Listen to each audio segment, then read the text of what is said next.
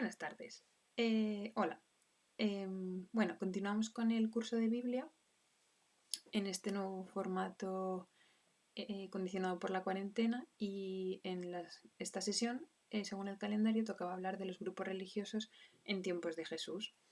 Entonces vamos a ir viendo un poco las principales facciones y grupos que hay presentes en Tierra Santa en la época de Jesús y un poco su origen y sus creencias. En este sentido es importante el papel del mundo griego en Tierra Santa, cuyo inicio tiene lugar con la conquista de Alejandro Magno de todo el Oriente. Alejandro Magno muere en el 323 a.C.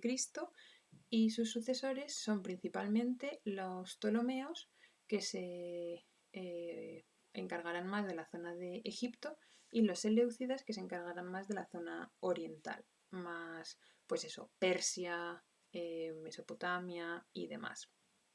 Serán estos sucesores de Alejandro quienes en el 320 a.C. conquistarán Jerusalén y con ello Tierra Santa, Palestina, Israel, Judá, como lo queráis denominar. Y ahí será como el punto de partida de esta helenización, de esta influencia griega que tendrá tanta importancia en la historia de Israel, del judaísmo y del cristianismo. Algunas de las consecuencias de esta conquista serán la deportación de judíos de Jerusalén y alrededores a Egipto, en concreto a la ciudad de Alejandría y alrededores, que será la colonia griega por excelencia dentro del Egipto faraónico. También habrá, como hemos dicho, una creciente influencia griega en lo que nosotros consideramos Tierra Santa, con la creación y transformación de ciudades al estilo griego, ¿no? Pues eso, tanto en nombres como construcciones urbanísticas, prácticas y demás. En general, este gobierno será bastante pacífico. Los Ptolomeos permitirán a los judíos la práctica de la religión judía, no les pondrán tasas excesivas y en general será un periodo, pues eso, relativamente tranquilo. Pero a partir del 200 a.C., Palestina, Tierra Santa, Israel, como está a mitad de camino entre Egipto y Mesopotamia, pues cambiará de manos y pasará de los Ptolomeos a los Seleucidas. Los Seleucidas en un primerísimo momento tampoco pondrán grandes problemas a la población judía de la zona, pero bastante pronto, con Antíoco IV Epífanes, sí empezarán los problemas, porque este gobernante prohibirá la práctica de la religión judía, profanará el templo con estatuas de divinidades griegas, con sacrificios impuros de cerdos y otros animales contrarios a la ley mosaica, prohibirá la lectura de textos sagrados, la circuncisión, impondrá la práctica de pues eso, frecuentar el gimnasio y demás costumbres griegas paganas en detrimento de las prácticas judías. Esto supondrá una revuelta entre los judíos liderados por la familia de Judas Macabeo, que vencerán y conseguirán expulsar a los seleucidas del territorio. Todo esto está narrado en los libros 1 y 2 Macabeos del Antiguo Testamento. Entonces, esta helenización, el propio libro primero de los Macabeos, la narra, cogemos aquí un extracto diciendo que construyeron un gimnasio en Jerusalén, según la tradición de los gentiles, se rehicieron los prepucios, se apartaron de la alianza santa, se unieron con los gentiles y se vendieron para obrar el mal, hablando de cómo los judíos se están corrompiendo y dejando influir por estas costumbres extranjeras y paganas. No todo será malo en este proceso de helenización porque tendrá algunas consecuencias positivas e importantes en el desarrollo eso, tanto del cristianismo como del judaísmo, como por ejemplo, pues eso, en la comunidad de Alejandría, que originalmente eran deportados de Jerusalén y alrededores, pero que se integran bastante bien, aparecerán figuras como Filón de Alejandría, que será un teólogo, filósofo judío precristiano fundamental, más que para el judaísmo, para el cristianismo, porque de hecho será uno de los primeros que aúne con fe Biblia y filosofía griega, y tendrá mucha influencia en personajes cristianos posteriores como por ejemplo Orígenes. De hecho, San Jerónimo, en su libro sobre los varones ilustres, que en general son todos cristianos, nombra a Filón casi como cristiano antes de Cristo. En este contexto de judaísmo griego, tendrá también lugar la traducción de la Biblia judía, la Biblia hebrea, el Antiguo Testamento para nosotros, al griego. Esta traducción se conoce como Septuaginta o los 70 por una leyenda que habla de 70 sabios que tradujeron todos en una isla a la vez, cada uno por su cuenta, la Biblia y tradujeron, o sea, y su traducción era igual, ¿no? Entonces, como la, la fidelidad de esta traducción, pues quedaría demostrada por la exactitud con la cual todos tradujeron el mismo texto. Dentro del Antiguo Testamento, como vimos un poco en la sesión sobre la formación del canon y la difusión del Evangelio, las traducciones de la Biblia y demás, vemos que hay algunos libros que se conocen normalmente como deuterocanónicos, que se han conservado solo en griego, no en hebreo, y que los cristianos consideramos que son parte del canon del Antiguo Testamento, pero los judíos no. Como son los libros, pues eso, de Tobías, de Judith, Sabiduría, Eclesiástico, Baruch, 1 y 2 Macabeos, que acabamos de mencionar, y algunos capítulos de Esther y Daniel. Estos, la inmensa mayoría, fueron escritos directamente en griego por judíos y nunca fueron eso, compuestos en hebreo, pero sí que hay algunos casos de estos libros en los que el original sí que fue griego, o sea, hebreo, se tradujo al griego, como el resto del Antiguo Testamento, se perdió la tradición hebrea y entonces los judíos pensaban que no, o sea, como que olvidan que existía el original hebreo y entonces lo descartan, pero luego, por ejemplo, con los manuscritos del Mar Muerto de Qumran se ha descubierto que esos libros sí que existían en hebreo. Pero bueno, esto es un excursus. Dentro de la producción literaria, teológico, escriturística de estos judíos helenizados de Egipto, pues también habrá distintos apócrifos judíos y también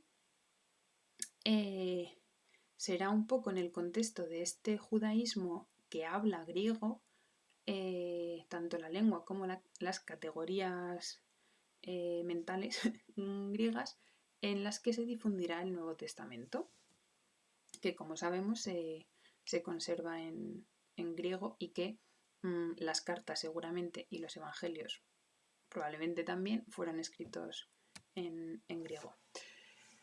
Ya un poco más en Tierra Santa, entre los distintos grupos que aparecen en el Nuevo Testamento de judíos, uno de ellos es el de los samaritanos, ¿no? Que muchas veces se tiene una imagen un poco nebulosa, confusa, sobre quién es esta gente, ¿no? Porque se asocia pues a la mujer del pozo con la que habla Jesús o a la parábola del buen samaritano, ¿no? Y es como, qué buena es esta gente, pero no se tiene muy claro quiénes son ni por qué a los judíos les caen mal, ¿no? Entonces, aquí hay que retrotraerse más atrás respecto a Alejandro Magno, pero también es una situación semejante en la cual, bueno, nos retrotraemos aún más a el Jacob, el fundador de Israel, ¿no? Pues sus descendientes formarán las 12 tribus de Israel. Con David se formará el reino unificado reunirá a las 12 tribus y formará el reino de Israel, ¿no? Pero muy pronto, con su nieto, el reino se divide, ¿no? O sea, el reino unificado solo dura los reinados de David y Salomón. Ya con los sucesores de Salomón se divide. Y se divide en dos partes. La parte principal son 10 de estas 12 tribus, que se seguiría llamando Israel, y sería la parte del norte, y la parte del sur, alrededor de Jerusalén, la formarían solo 2 tribus de estas 12 y tomaría el nombre de Judá, ¿no? Entonces, durante varios decenios y siglos, estos reinos están separados, ¿no? El reino del norte, Israel, el reino del sur, Judá. Pero, y de hecho, la capital del reino del norte sería Samaria. De ahí viene el nombre de samaritanos. Que Samaria no es una región en un primer momento, sino una ciudad. Pero en el 740 tiene lugar la invasión de los asirios y el exilio de población, según se narra también en los libros del Antiguo Testamento de Crónicas y del profeta Isaías. Entonces, aquí lo que ocurre es eso, como hemos visto antes, esta zona, Palestina, Israel, Tierra Santa, como lo queramos denominar, está entre Egipto y entre Mesopotamia. Entonces siempre es un lugar de paso, de conflicto y susceptible de ser invadido, conquistado y deportado, ¿no? A lo largo de toda su historia. En esta época, en el siglo VIII a.C., el imperio de esa zona, sobre todo de Asiria, pues eso, Mesopotamia,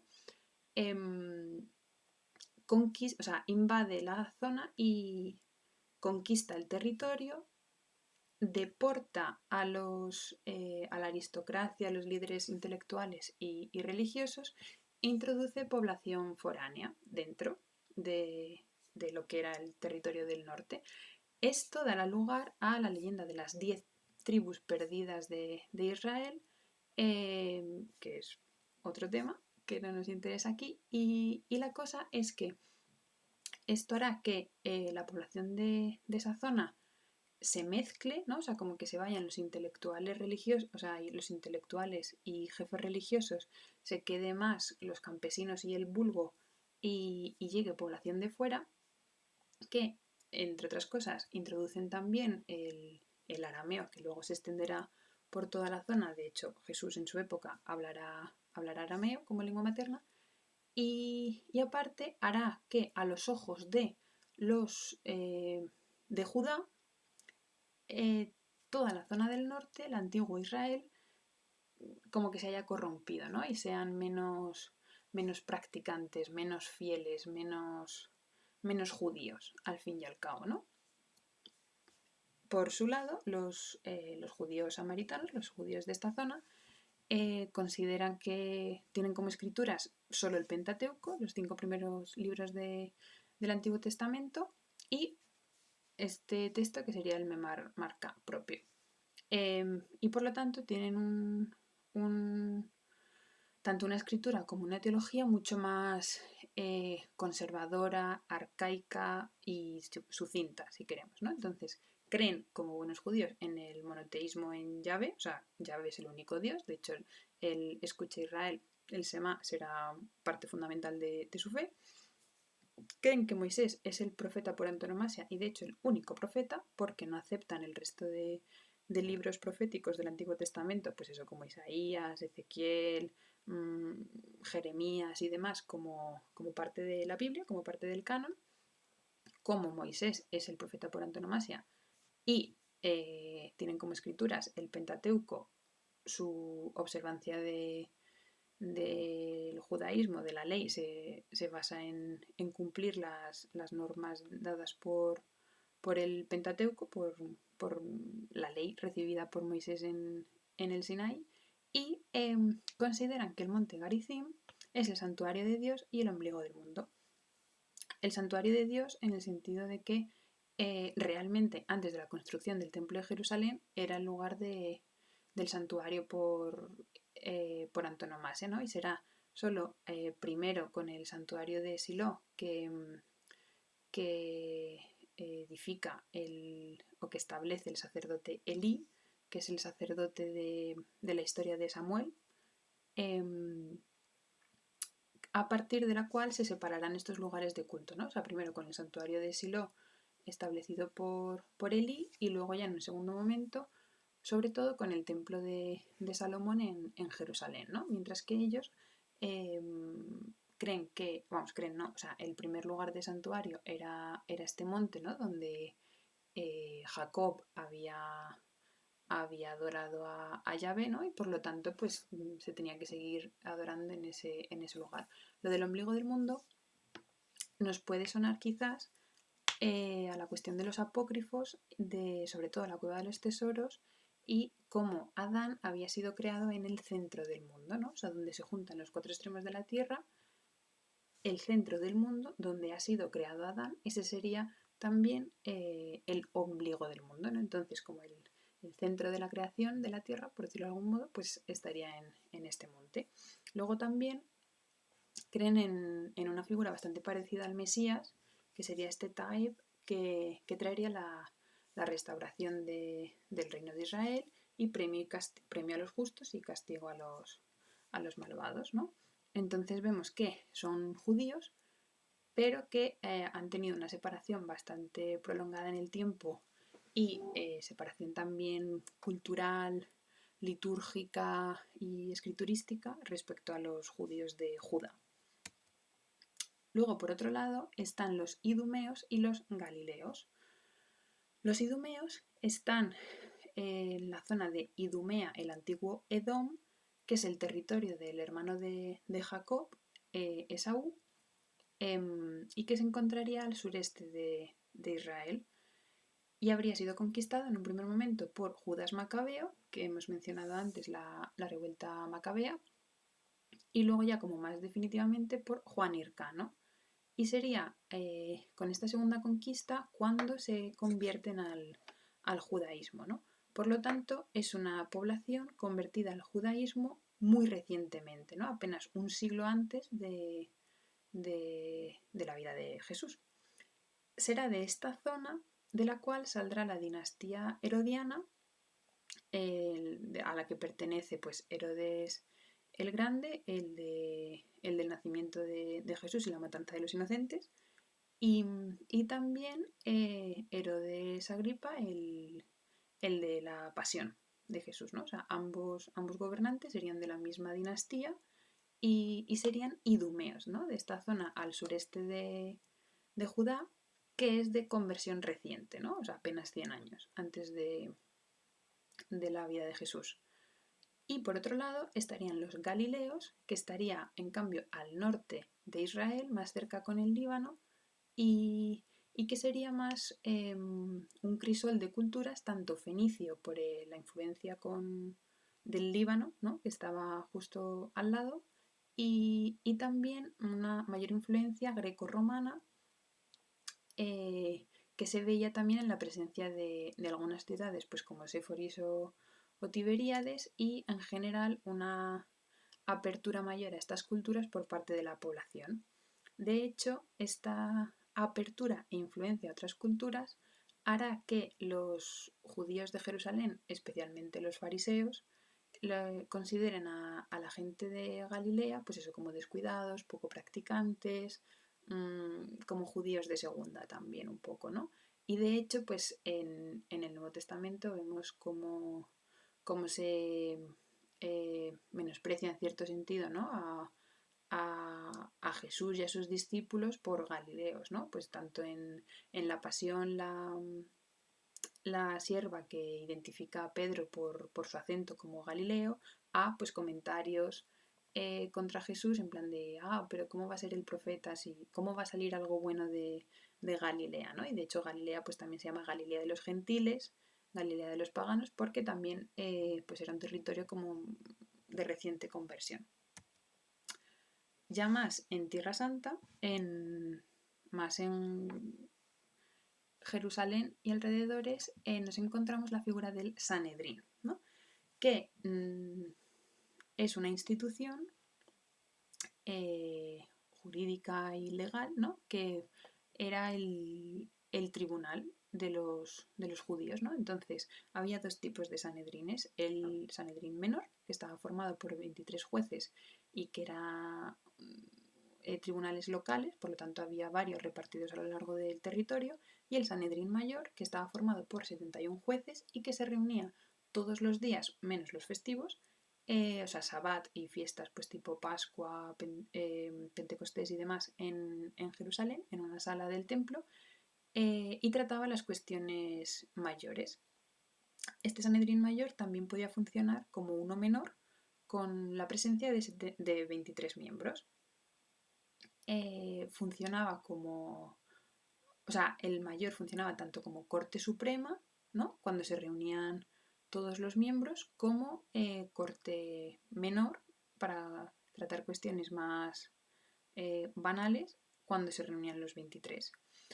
Funcionaba principalmente en la época del Segundo Templo, que sería más o menos del siglo VI antes de Cristo al siglo I después de Cristo, porque, como hemos mencionado antes, Salomón construye el templo en Jerusalén y ese templo funciona hasta la destrucción de este primer templo con la invasión de los babilonios, con Nabucodonosor y compañía, que conquistan Jerusalén y ellos también provocan un exilio, que es el exilio de Babilonia, que nos sonará más pues, de los salmos, de la historia de Daniel y todo esto. Y a la vuelta de este exilio, sobre todo con Esdras y Nehemías, que también aparecen en sendos libros del Antiguo Testamento, se producirá la reconstrucción del templo, que será conocido como Segundo Templo y que durará hasta el año 70 después de Cristo, cuando por revueltas contra los romanos, como veremos más adelante, es destruido y ya no se reconstruye más, ¿no? Y de hecho, pues ahora hay judíos exaltados que promueven la reconstrucción del tercer templo, ¿no? Pero esto es una cosa que no nos atañe. Entonces, este Sanedrín estaba formado por sacerdotes, por levitas y por laicos, o sea, gente de a pie. Y solía estar presidido por el sumo sacerdote en un primer momento, pero luego se crea la figura de Nasí o príncipe que hace las veces de presidente en lugar del sumo sacerdote. Y aparte de dictaminar sentencias, también era la institución que regulaba pues, las tasas e impuestos, todas las normas de pureza tan importantes en la vida de un judío, el calendario que al ser un calendario lunar tenía muchas fiestas móviles, entonces tenía que haber alguien que determinara pues cuando se celebraba la Pascua, cuando empezaba el Sabbat y todo el resto de fechas judías. Y luego pues también trataba cosas más como divorcios, repudios, herencias y temáticas semejantes. Dentro del Sanedrín había dos grupos, o sea, quiero decir, eran miembros dos tipos de grupos, los saduceos y los fariseos. Los saduceos eran sacerdotes y eran descendientes de Sadoc, que a su vez era descendiente de Aarón, que a su vez era descendiente de Leví, ¿no? Como hemos visto antes, en Israel está formado por 12 tribus, los descendientes de Jacob, Jacob o Israel, como es nombrado por el mismo Dios. Y de estas tribus, la tribu sacerdotal era Leví. Dentro de Leví, la familia, o sea, Moisés y su hermana Miriam y su hermano Aarón eran de esta tribu, eran levitas, y Aarón, el hermano de Moisés, será sacerdote, ¿no? Tras la recepción de la ley divina por parte de Moisés, ¿no? Entonces, los sacerdotes serán los descendientes de Aarón, que es levita, pero dentro de la descendencia de Aarón estarán este Sadoc, que será el sumo sacerdote del templo de Salomón, que ya hemos mencionado antes, y será los descendientes de este personaje, de Sadoc, los que serán los sumos sacerdotes del templo y formarán este grupo llamado saduceo del nombre Sadoc. Como quizás podéis imaginar, dada también la importancia, ¿no?, del templo, de los sumos sacerdotes y de los sacrificios del templo de Jerusalén, este grupo será el que forme la aristocracia, la élite de la sociedad judía, ¿no? O sea, será un clero hereditario y aristocrático, que además controlan la liturgia del templo y el diezmo. Por lo tanto, también serán los más ricos de la sociedad, porque aparte serán terratenientes y senadores, ¿no? O sea, es como la aristocracia en todos los niveles. En cuanto a aristocracia, serán también bastante conservadores en sus creencias. Y, por ejemplo, pues eso, no, o sea, rechazarán toda interpretación de la Biblia, ¿no? O sea, ellos aceptarán solo la escritura tal cual es, o sea, lo que nosotros consideramos el Antiguo Testamento, la Biblia hebrea. Creerán, eso sí, en el libre albedrío, en la libertad humana. Rechazarán, en parte relacionado con esta creencia de la sola escritura, de el rechazo a la interpretación de la Biblia, rechazarán la ley oral, que veremos ahora con los fariseos. No creerán en la resurrección de los muertos ni en la vida eterna, en una especie de Hades o afterlife, que dirían en inglés, ¿no? O sea, para ellos, cuando uno se muere, se acaba todo. No habrá mundo futuro ni nada de nada. Por otro lado están los fariseos, que su nombre viene de la raíz hebrea de separarse, y que estos serán más pueblo llano culto, ¿no? En el sentido de que esos serán como los intelectuales de la época, serán pues eso, los escribas, letrados, conocedores de la ley, pero no será un grupo constituido en función del linaje, sino de la elección, ¿no? O sea, cualquiera podía ser fariseo independientemente de la tribu a la que perteneciera o, pues eso, su familia, si tuviera más rancio abolengo o menos, el dinero que tuviera y demás, ¿no? O sea, eran como más democráticos y populares en ese sentido, ¿no? Eran grandes practicantes de la ley, y de hecho como que llevan la práctica de la ley y de la pureza cultural más allá, ¿no? O sea, porque las leyes de pureza en principio había que observarlas principalmente los sacerdotes en los oficios religiosos en el templo, pero estos que no son sacerdotes lo que hacen es practicarlo ellos, aunque no deberían, o sea, como que no tendrían obligación, y practicarlo fuera del templo, ¿no? O sea, como si todo el tiempo y toda la creación fuera el templo y fuera como liturgia, ¿no? Entonces, pues se llaman fariseos, a prushim, separados, en ese sentido de que ellos se separan del resto porque ellos practican estas normas de pureza todo el rato en todas partes. Y se agrupaban en como hermandades, cofradías, grupos, asociaciones, llamadas en hebreo jaburot, que en época helenística y romana en realidad eran muy frecuentes en todas partes de la cuenca del Mediterráneo. Como creencias eran bastante distintas y contrarias a la de los saduceos, porque ellos sí que creían en la ley oral, que según ellos pues habría dado Dios a Moisés en el monte Sinaí, a la vez que la ley escrita, que el Pentateuco, se habría ido transmitiendo de maestro a discípulo desde la época de Moisés hasta su momento, hasta pues eso, la época de Jesús.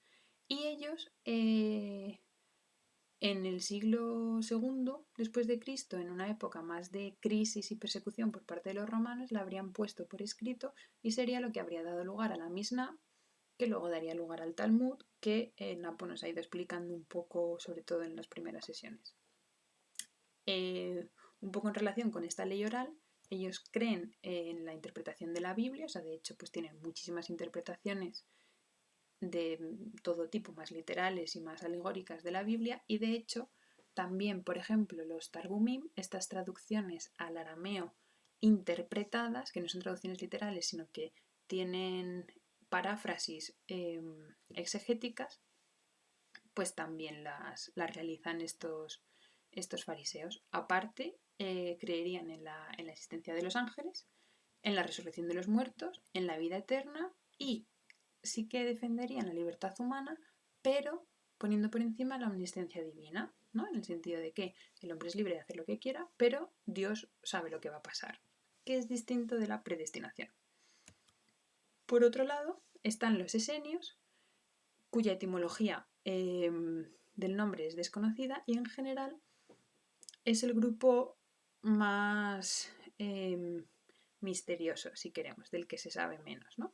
Probablemente sean una escisión de los saduceos que hemos visto en primer lugar, de la época de la dinastía de sumos sacerdotes asmonea, que esto es un tema que excede de los límites de esta charla, pero que podéis mirar por Wikipedia y demás.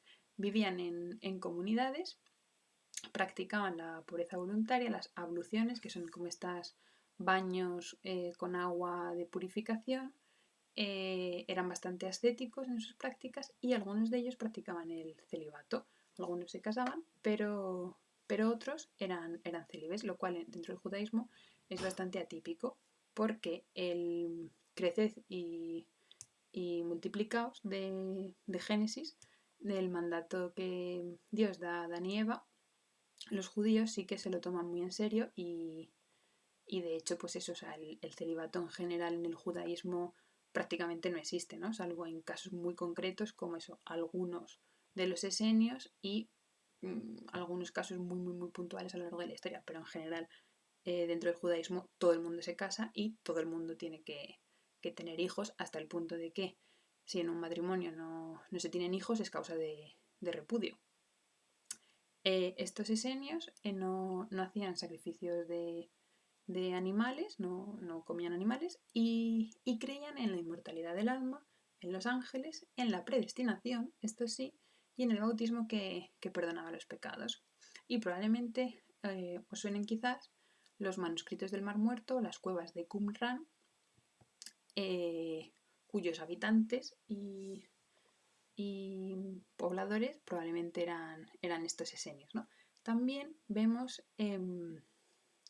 ciertas reminiscencias a algunos elementos también de la predicación de Jesús y de Juan Bautista, ¿no? De hecho, pues hay quien dice que Juan Bautista era esenio, que si en el desierto vivía a lo mejor en Qumran y demás, ¿no? O sea, son todo teorías que no se pueden comprobar 100%, ¿no? Pero vemos como que de estos tres grupos, ¿no? O sea, Jesús quizás resonaría más con los fariseos y con los esenios que con los saduceos, con los que tenía muchísimo menos en común. Por otro lado, están los celotas y dentro de los celotas la escisión de los sicarios. Los celotas fueron fundados por Judas el Galileo a principios del siglo I después de Cristo y eran, pues eso, una especie de guerrilla antirromana que se negaba a pagar los impuestos a Roma porque se negaban su autoridad y jurisdicción sobre los judíos, porque ellos pensaban que su único gobernante con derecho era Dios, y respondían a la autoridad romana con violencia. De hecho, serán en parte los responsables de las revueltas judías del año 70 después de Cristo que hemos mencionado antes, que provocarán, entre otras cosas, la destrucción del segundo templo. Y como curiosidad más de aplicación al Nuevo Testamento, pues eso, uno de los apóstoles es Simón el Celota, ¿no? Por lo tanto, entre los 12, uno de ellos pertenecía a esta facción y probablemente Barrabás, el preso al que sueltan en lugar de Jesús en el juicio de la pasión, probablemente era celota, ¿no? Porque también se dice que era un bandido y que había provocado altercados en la ciudad.